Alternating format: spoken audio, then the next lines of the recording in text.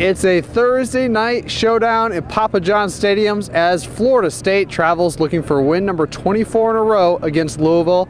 I'm Lane Hurt along with Scott Kotick. Scott, Thursday night game, not always been the friend of Florida State, but what are you looking for tonight? Most Florida State fans would probably say Thursday night has been the bugaboo, but Florida State's 5-1 in their last 6 Thursday night games. For me tonight, Florida State, just come out and play your game. Do what you can do. And for the Noles, it really is all about starting fast. We'll talk about that a little bit more in a little bit, but it's about starting fast. Make your presence felt. Don't let the crowd, don't let the environment get to you. Florida State's done a fantastic job of that all year, dating back to 2013. No need to change anything now. If it ain't broke, don't fix it. The matchup everyone's looking forward to. Florida State's high-powered offense. They haven't scored less than 30 in any of Jameis Winston's starts versus that top-ranked defense against Louisville. What are you looking for in that matchup?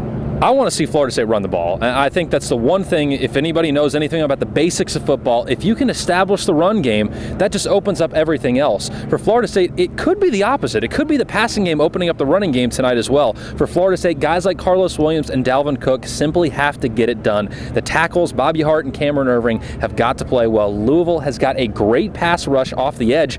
Can Florida State contain that? Can they really come out and make their presence felt? It is that number one defense, but I think on the flip side, Louisville hasn't seen an offense like this year, and also Florida State simply hasn't seen a defense like that this year either. Yeah, for me, Scott, I want to go further into the offensive line versus defensive line. Louisville does not like to blitz a lot. They trust their secondary and putting people back there, and then for their front four to get pressure. If they can keep the front four off of Jameis Winston, that could open up the passing game. And like you said, Louisville has not seen offense like Florida State's yet this season, so I think it's a fun matchup. On the flip side, Florida State's defense struggled a little bit this year, and Louisville has one of their most dangerous weapons back in Devontae Parker, who was great last time the Cardinals were on the field. It seems like every time we've done one of these, Florida State has had that one big play wide receiver that's caused them fits.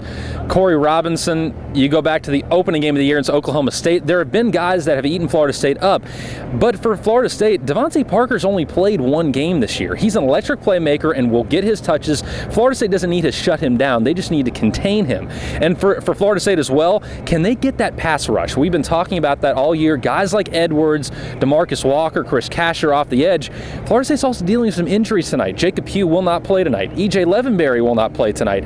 How do guys step in? How do Terrence Smith and Reggie Northrup back up that defensive line? Can they make it happen? I think for Florida State, they have to make their presence felt on defense, especially early. That's a key tonight.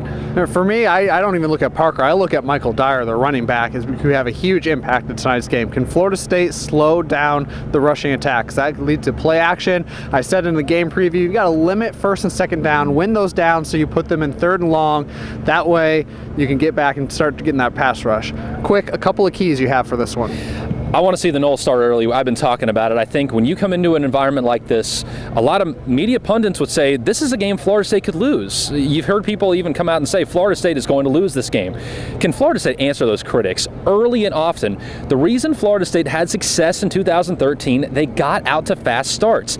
If that happens again tonight, you get this raucous crowd on a Thursday night a little bit quiet. Could you have a repeat of Clemson from last year? I'm not saying that's going to happen tonight, but what I am saying is look what happens when Florida State, defensively especially, makes a big start. Can they get that 3 and out, and can Jameis Winston lead them back down to the field should Florida State defer in the first half? Yeah, for me, it's getting a turnover. Getting a turnover early, maybe even a defensive touchdown. If Florida State can do that, quiet the crowd a little bit, and then, like you said, run the ball. You don't have to dominate in a running game, but you at least have to have a semblance of a running game. If you can do that, it opens up everything in the pass game a little bit more. And of course, Seminoles.com will have everything you need on this Thursday night showdown. It's going to be an electric atmosphere. It's always a special atmosphere when you're on the road. And of course, Seminoles.com has everything you need before, during, and after the game. So stick right here with Seminoles.com. For Scott Kotick, I'm Lane Hurt. We'll see you after the game.